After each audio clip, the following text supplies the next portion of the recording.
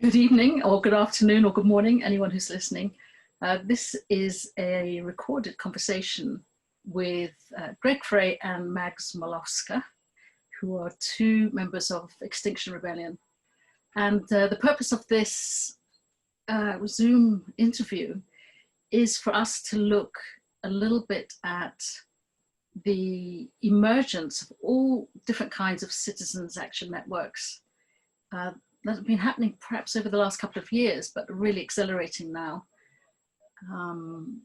during the COVID crisis. And I wanted to give Greg and Mags a chance to really explain what they're doing and how they see what they're doing. And then we're going to have a conversation about how all of this has, what maybe these things have in common with other citizens' action networks occurring actually at this point all over the world, and what's important about what we've got in common and what we might all do together.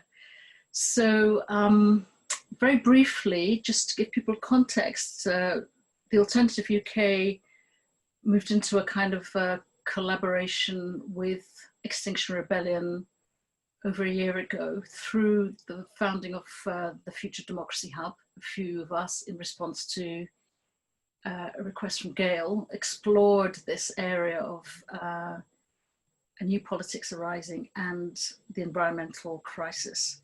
And that became, the Future Democracy Hub became a real area of exploring that, what was going on that in a way was both an environmental crisis and a democracy crisis. But at some point last year, a group of young people, very energetic, moved into the space and sort of transformed it. And I was so excited about it. And I've been watching and observing and trying to learn as much as I can from them since then. So now over to you both. I won't say any more. Just as broadly as you can you describe your own journeys with this and what you think is emerging and what you are trying to capture at this time? Sure, yeah. So hello, everyone. My name is Greg and I'm one of the energetic young people I'm just talking about. I joined XR in early 2019 because I became convinced that civil disobedience, mass civil disobedience, was one of the only tactics left for the environmental movement to try and steer us away from total collapse, really. And I became very scared, and I connected quite profoundly with the sort of fear of a collapse that's happening and that's coming. And I found a community of people within Extinction Rebellion who were courageous enough to do something about it. And I thought, well, geez, if they can be this courageous, then what am I, what am I thinking not joining them? So I did that, and I've been in a few different roles. And towards the end of last year, a friend of mine was describing the Future Democracy Hub, and we'd had quite a few conversations about the state of things and what to do. And it became really clear to me that that was a space I had to put my energy. And so since then I've started a project from that space, which has a new name, just in case there weren't enough names going around. It's called Trust the People. And it's a project that's beginning in XR, but is inviting anyone to participate in it, and is outward looking. And so I'll summarize the project really quickly and then hand over to Mags to tell us more. Essentially, what we feel like we have to do right now, and especially because of the COVID crisis, is totally widen our gaze on what matters and who's included. There's an enormous kind of outpouring of energy at the moment for doing mutual aid, for supporting each other, for thinking locally, for getting involved. And the project that we're doing is designed to try and support all of that energy, right? So, and to try and help it to become something really transformative, right? Something that is going to change the system that desperately needs changing, right? Because I think COVID has shown a lot of people that that the system isn't working, that we're prioritizing economic growth over health and well-being. And I think a lot of people are ready to go, you know, and XR really can't remain within a kind of niche bubble of environmental activists, because we're not the only people that want system change. And so what this is a kind of bridge building exercise. And it's quite specific, right? It started in the Future Democracy Hub because it's about spreading something that is really key to XR. A lot of people are like, oh, XR is a bunch of people getting out on the streets, like banging pots and pans. It is, but it's also a radical democratic movement, right? The third demand of XR is the Citizens Assembly. And so what this project is doing is bringing radical democracy to communities, community groups, but also people who maybe don't feel part of their local community, and saying, you know, this is we need to come together right now. We need to come together democratically. That's part of building a democratic culture. So that's kind of abstractly what the project's trying to do. There are some juicy specifics. Maybe Mags will fill us in. No, thank you, Greg. That was really beautifully put. So, yeah, my name's Mags, and I found my way to the Future Democracy Hub entirely by accident, really. Like, I fell into XR just before the October Rebellion. I ended up driving a lot of vans around. So I've done all kinds of things within the movement. And then when I found the Future Democracy Hub and the Trust the People project, I realised that my sort of the twin things that I cared about most, like the climate and ecological breakdown, and then social issues as well. I'm a social worker by background. It just, both of them seem to coalesce on this one kind of sort of community building project. And I just felt really inspired by it. There were some incredible people working on the project, so I left the vans behind, and then I went full-time Future Democracy. And something that we're trying to do is support communities to develop sort of tools of organising in their local neighbourhoods, because strong communities can tackle like these crises that we face in a way that kind of government structures aren't doing. And there's a lot more people at this moment in time kind of like realising that gap is there, and people are stepping forward to fill it. You know, I think 750,000 people around the UK are now volunteering with their local communities, and this like upsurge of people who care, who are really doing something about it. What we're trying to do is kind of bring XR to those spaces in a humble way. This isn't about co-opting anything. This is about acknowledging how beautiful it is what people are doing, and just doing what we can to make that energy stick beyond the crisis, because it would be really sad if now, when we've only got 10 years left to turn this around before the crisis becomes irreversible, if all of that community energy was to fizzle away and we did just go back to business as usual. So in terms of the specifics of what we're doing, we've got a whole package of like learning materials and content to support people to engage with their communities. So, because it's quite brave work, you know, you have to really put yourself out there and sort of, you know, share ways of working and kind of make yourself a little bit vulnerable. So for example, with my local community volunteer network, I'm looking to sort of help facilitate Zoom meetings online where people might check in, and like that kind of horizontal self-organizing where everyone gets a chance to be heard. That's really important. And yeah, and the idea of the Community Transformers program is that people will be supported to do that. Yeah, Greg, I'll hand back to you. What else can we share?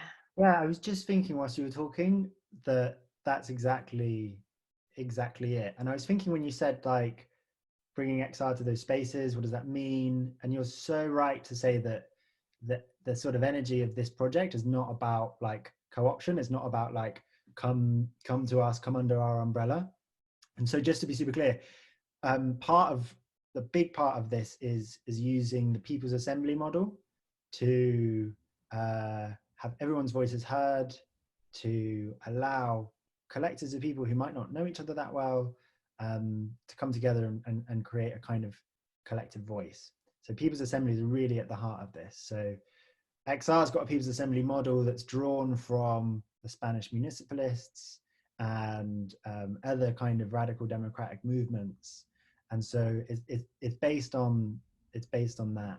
And it's a really powerful process, right? Because people can come not having ever participated in a group or ever felt like they've got agency in a group. People come who like maybe think that groups are boring and kind of deadening and lowest common denominator stuff, and find that all of a sudden their voice matters and that they can have agency, and that's dynamite, right? That is like just so important. But I was thinking specifically, anyone can, well, XR is kind of uniquely placed because lots of people have experience with people's assemblies, but there's another kind of like key ingredient that I think we might be bringing to these spaces. And it's a bit difficult to say because I don't want to sound like arrogant or anything, but I think there's like, I've noticed being in XR for a while that there's kind of a sense of possibility in our culture.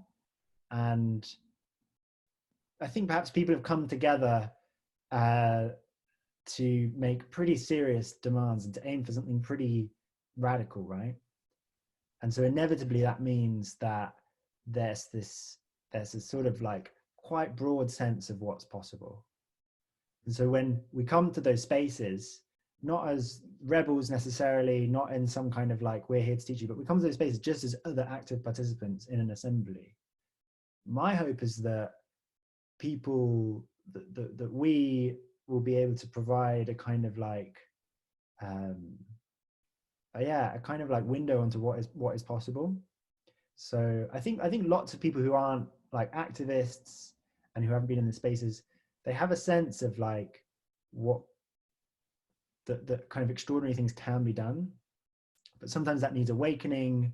Sometimes that needs somebody to have a crazy idea and to say, you know, let's reclaim our local council. Yeah, exactly. Or let's go, you know, we're sick of not like having good bike routes around here. Let's go get some paint and just make it. We're the only people that use these roads anyway. You know, these are our roads. Or let's start a food bank or a food co-op or workers co-op, etc. The list goes on. I've got a question now, if that's all right. And I might even put it to you first, Mags. So my question is, where does the agency lie?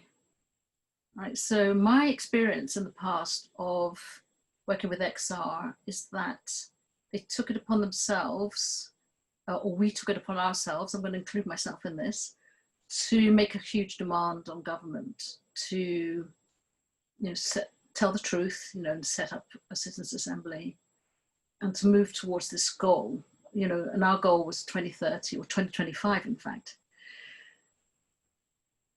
Is this still basically a demand on government in your view, or is it something else? Because I feel that's quite a shift. And the reason I'm asking you to, first, Max, is because if you could, I want you to bring in some of your personal experience. I know that you've been a social worker in the past and you've been part of community organizing in the past. So how is this different in your mind? It's, and please just free associate. There's no right answer to this. I'm not going to tie you down or tie everybody down to what you now say, but where do you think the agency actually lies? I think that's really interesting question. I think that when XR have been striving so hard to achieve the third demand, that's kind of us working really hard to make the government fulfill its responsibilities. And this project is kind of made perhaps more of an approach of, okay, someone needs to do what needs to be done, and if the government aren't going to do it, then perhaps we need to. So it's kind of like us adopting some of that agency there and recognizing that perhaps, sadly, you know, non-violent civil disobedience, it might not do what we want it to in XR. It might not, you know, force the government's hand and make them do what they need to do. And then, you know, so this project is really important because this gives people an alternative way of achieving what needs to be done.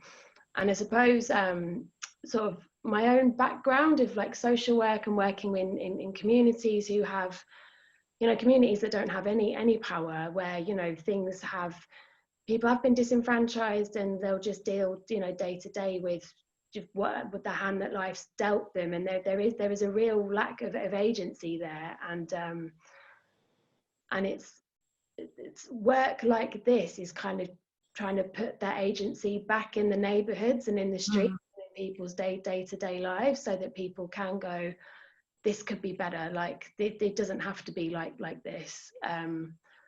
And that feeling and that agency, you know, it belongs, it's the right of people who maybe aren't on the same page as people in XR about the climate and ecological crisis. And that's okay, you know, we will need to meet people where they are, and, you know, and enable people to act and to achieve things that are important to them. And there's kind of a nuanceness to that, because like for people in XR, you know, we have this like clock ticking on what's most important to us. You know, we're acutely conscious of that narrowing window of time that we have to achieve change on the climate and ecological emergency. But yet we put that to one side. And when we're like meeting people in their own spaces in the communities to achieve, you know, to make the changes that are important to them about issues that are important to them, and we trust that action on the climate and ecological emergency will come out of that organically. Bit of a waffly answer to your question there, Indra. No, but I'm hearing, you know, well, I'm listening for something, but I'm hearing your the historic moment of this. You know, about this is a change. This is a moment where we might be talking about community agency for ages, but now, you know, people are stepping up in new ways. And so how do we, you know, so I'm loving where you're putting your attention, basically. Greg, you mentioned, you know, very quickly the idea of taking over the council, but can you talk me through what that means and why that's, because my question would be, sometimes people think the council is ultimately the thing they need to connect to, but then you mentioned taking over the council. So can you describe that kind of triangle of activity? You know, it's like, if you trust the people, can they take over the council? Yeah, is that what you mean? Can you describe that a little bit? Yeah. So I guess it's about reclaiming councils. Yeah, with maybe a kind of utopian idea of what a council could be, which is, you know, answerable to the people it's supposed to serve, which, you know, feels just like wild that that's a radical thing to say. But this is really about, you know, people's agency. It's not, and people get agency in different ways. And if you're running assemblies and you manage to really spread this culture of like collective deliberation, and everyone's thinking like what matters to us, then, and you can elect a councillor, an independent councillor who's not kind of beholden to the big political parties and doesn't have to think about their career and the party line, then you'll have this kind of unique combination, right, where you've got this bit of like state apparatus that is like serving the people, but the people are coming up with their own demands. So what you have a lot now actually is quite noble attempts by councils to like go out and do quite, you know, good sort of consultations and like, what do our people really think? And it's like the wrong direction. It's like the council going, what do you want? You know, rather than the people getting together and saying, we want this. So we, from my point of view, we're doing the second one, and that's really, really important. And if you get it the wrong way around, you're screwed, right? Like, so yeah, I think that's all I'll say on that. I did want to like come back on some stuff Mags was saying as well. Is that okay? Please. So, I think you made such a good point there, Mags, that a society where like this is a thing, where we've started to build a kind of genuine democratic culture that's going to serve everyone. And I get this question sometimes in XR, you know, because we're a civil disobedience movement. What are you doing? Why are you like expending all of this energy there? And I totally understand where it's coming from, but I absolutely think what I'm doing is serving XR, and what this project is doing is serving XR, and it's serving the wider society, and that's possible. And it's difficult because people want to kind of put you in one box or another. They're like, well, no, you must be serving one. But I genuinely think that civil disobedience is important, and maybe me and Mag slightly like differ in our hopes for civil disobedience, and that's cool because like we can have different opinions and still work on the same thing. But I really think that we do need a mass civil disobedience movement, and that's the thing that's going to make this change happen quickly, and it needs to happen quickly, or tons of people are going to die senselessly and suffer senselessly. But there are reasons that hasn't already happened, and it's because a huge amount of our country just don't. Can I swear, Indra? Is that allowed? Can I swear? They don't give a shit. Just do what you do, whatever. They don't give a shit, right? And of course they don't give a shit. Why would they give a shit? No one's going to listen to them if they do. There's this stat that the alternative that you've sort of brought to my attention. The 98% of people in this country aren't part of political parties, and 80% of people in this country want action on the climate and ecological emergency. It's like, hold those two things in your head, and it just becomes obvious what you need to do. I hope. So I'm just going to explore your imaginations a little bit now, because so you brought that up. You've brought up the issue of agency and how it belongs to everyone, and you know, this is called trust the people. So the people, right? Do you think that when you think about politics, which of course is our question in the alternative, if politics is broken, what's the alternative? Do you think the people and politics will ever find, a match again? Because what we're talking about is what we've been talking about for the past couple of years is how political parties, exist in a culture which is very top down, led by elites actually even till now, and the structure of it means that the people can't really express themselves within that structure, right?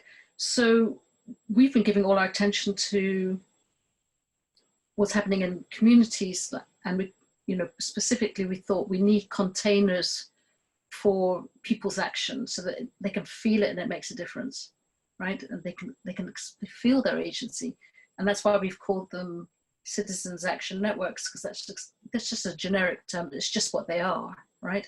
Or they could be community action networks. But when we think about a new politics arising from that, really important stuff, then we're left with, I'm not going to put words into your mouth, because I know what I'm looking at and thinking. Politics has to really radically change its shape altogether in order to be able to contain this new thing. But I wonder if you've been thinking about it and what a new politics could be. Because if you're talking about the independence, and I know you're referring also to, we're all referring to flat pack democracy and the work that's done there, but it's quite noticeable that the independents don't pursue a national level goal at the moment. They don't seem to, even if they're thinking and dreaming of it, they're not talking about it. So what happens, after you take over have you dreamt your way into this yet? I'm just curious. Yeah, I think we have done. I suppose there's something about making the political system as we know it obsolete, like just replacing it with something better, or taking it over from the inside and just growing something new that actually does respond to the needs of the people and the planet. And it's like when Greg was describing those flat pack campaigns and independence, like with flat pack, it's a team of people, not just that one independent. And it's that kind of collective hive mind all going, okay, it's about our community first. And there's a humility in that, because, you know, these people they haven't got their eye on Westminster, and maybe this is what you were kind of getting at, Indra. Maybe that's why they haven't come to sort of national levels yet.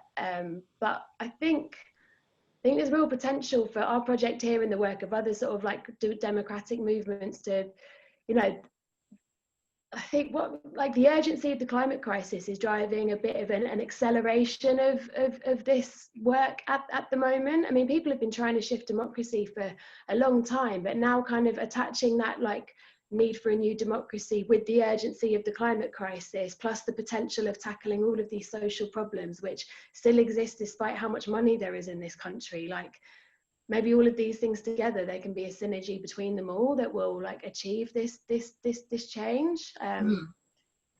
Yeah. Yeah, thanks for that, Mags. Yeah, it's such a good question, isn't it?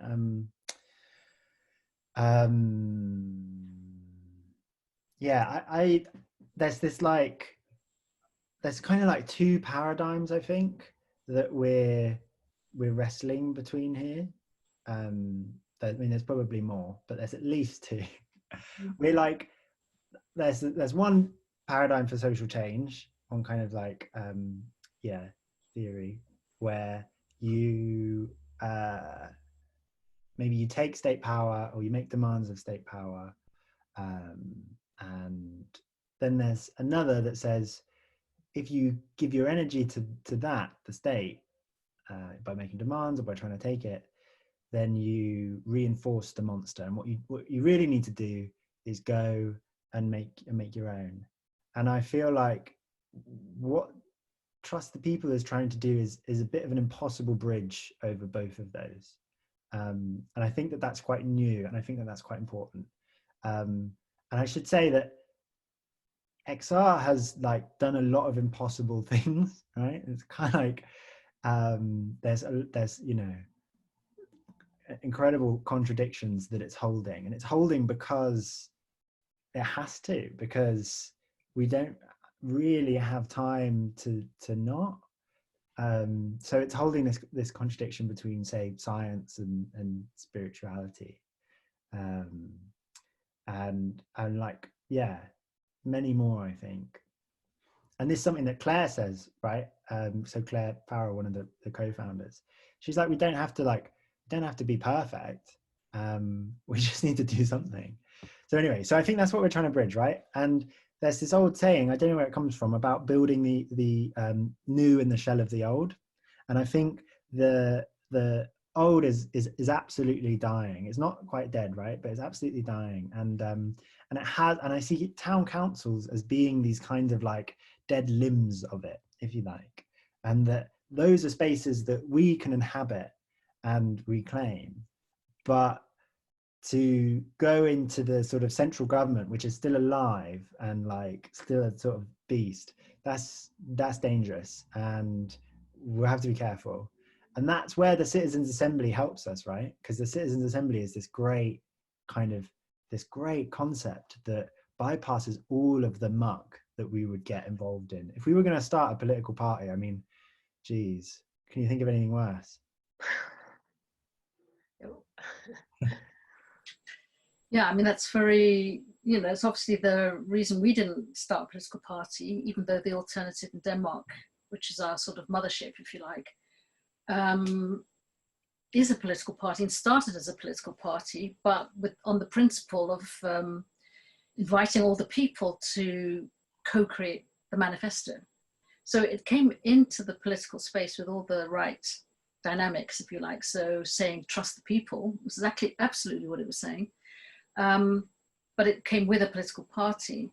And in fact, you might say, because the political party in Denmark has recently sort of imploded, mostly because it's forced to take on not only the political structure, but the political culture, right? So you know, as soon as it wanted to do anything more adventurous, or there were personalities involved, of which there were many, you know, it was full of personalities, that became the very thing that took it down ultimately. And it had this brief, incredible surge where it was the fastest growing party in Denmark. And then slowly, you know, the forces destroyed it. And now the founders actually jumped ship again. And now he's founding a new, you know, he's now acting as an independent in parliament, really, in a way, looking to see what happens next.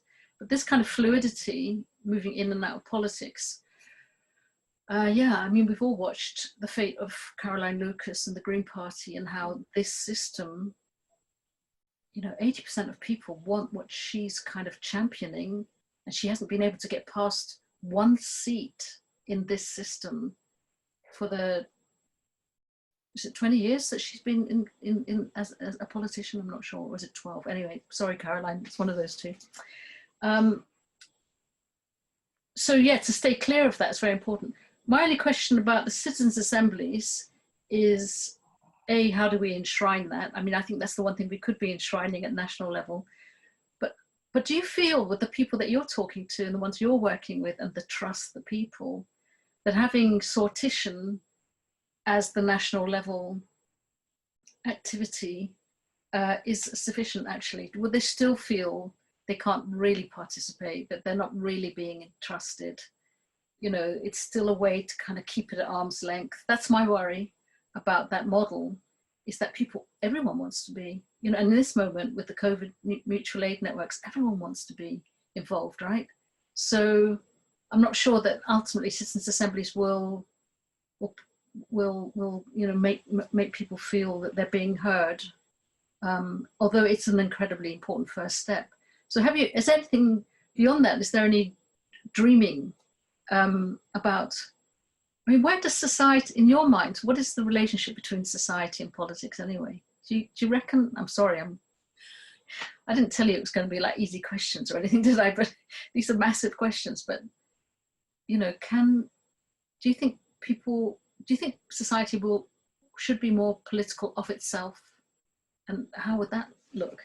I mean, is that what we're talking about here? Communities, society, having agency? That's a real shift, right? You know, listening to you then, you really reminded me of my old social work manager. Like, she's just this incredible human being. She had, like, with such fearsome intelligence, but real heart in it too. Like, she would just make quick fire decisions, like life or death. Well, life, but and then I had another colleague who went and got a job in Whitehall, thing that working with like the, you know, in the government departments and making these decisions, and his stories of just looking around going, the people here know nothing. They're not like our manager who's, you know, like, who's in the thick of it at the coalface and wants to be there and doesn't want to be anywhere else. Like, the people who really care about community, they're not the ones who find their way into the positions of power to have. And this is when you put agency back into the people, like, then the decisions get made by people who are there at the coalface, like in their communities, in their societies, and it's their minds that need to be informing like social policy, and that doesn't happen now, does it? Like, it, or very, very little. Like, by the time anything of the reality of what life is actually like for so many people finds its way up the food chain, like, it just gets lost.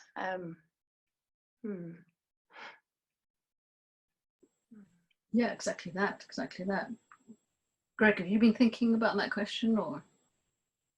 I think Mags's answer was really good. I think it's a big question, and it might get a little bit abstract if we go down that rabbit hole. I mean, maybe the question is just, are people ready for more active citizenship? I guess that's. Do you think maybe this period is getting people ready for that? I think so. Yeah, I think so. But there's sort of reasons that people aren't active citizens already. And I don't think that it's a good enough answer to say it's just because they're kind of apathetic or can't be forward.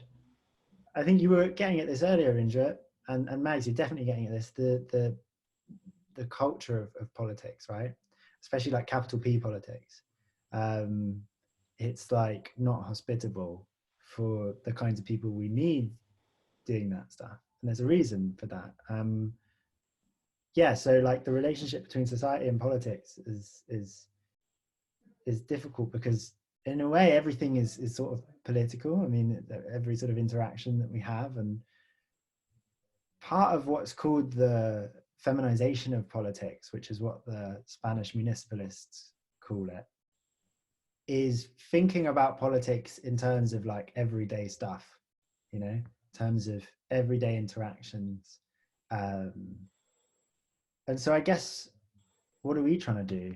We're trying to do that, but also make those sorts of everyday interactions more politically potent. I don't know. So mean more as sort of politics, perhaps like raise the status of those kinds of everyday things. Bit vague, sorry. I think with my sort of advertising hat on, to me that sounds like political gold, actually. You know, what you two have just said is exactly, and I'm hearing it through the journalists' kind of, you know, ears. That's exactly, I imagine, what people are looking for right now, right?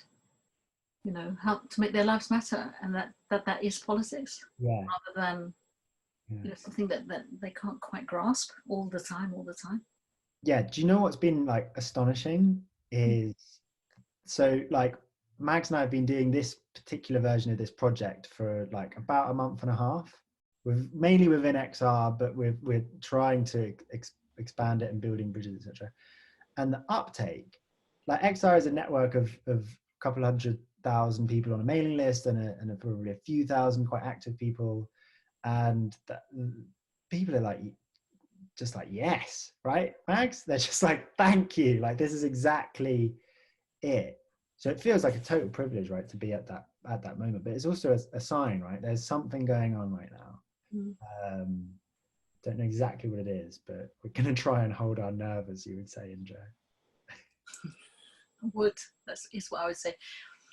I'm gonna just, I mean, for me this is like a natural close in some way, but you know, unless you both have anything else you want to add or throw up, I'm you know, I might be wrong. Maybe you've still got a lot to say that you want to say. So over to you for either another question or another thought or final words.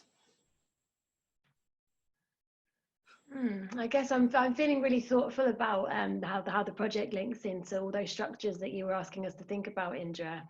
I don't know. I wish I don't know, that this interview could be broadcast of maybe people in power. Maybe I would just love to be a fly on the wall and see what they would say, and if my old manager could see it as well. See if she, you know, I wonder if people without the climate hat on would like look at this project and see potential in it for, you know, tackling problems that they see in their, you know, in their communities and their daily lives. And if some of the urgency of the climate thing is actually going to be what can drive real meaningful social change where that hasn't been able to happen as yet for a lot of people. How about you, Greg?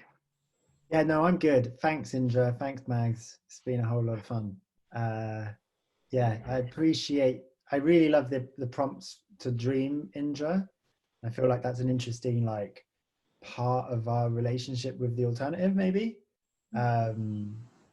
Yeah, we do a bit of it, but we also do a lot of just like getting on with it. So nice to have this space. Thanks for opening it. And my pleasure. Is there anything, where should people go if they want to join up, sign up, whatever? Are you ready for, because of course we're going to share it. Yeah. With those people, Mags, and of course it will be available. That's really the point, I think, our excitement about this. So where should they go? Where should people go? And give me an idea of what would happen if they went there. Okay. they should go to tinyurl.com/trustthepeople. Hopefully there'll be a link floating around this video somewhere. And when they go to that, they'll find a document that has an overview of the project, and it has links to sign up to some places where we're having this conversation. It has links to the program that we've described, and the different like materials on it. So I think everything should be there.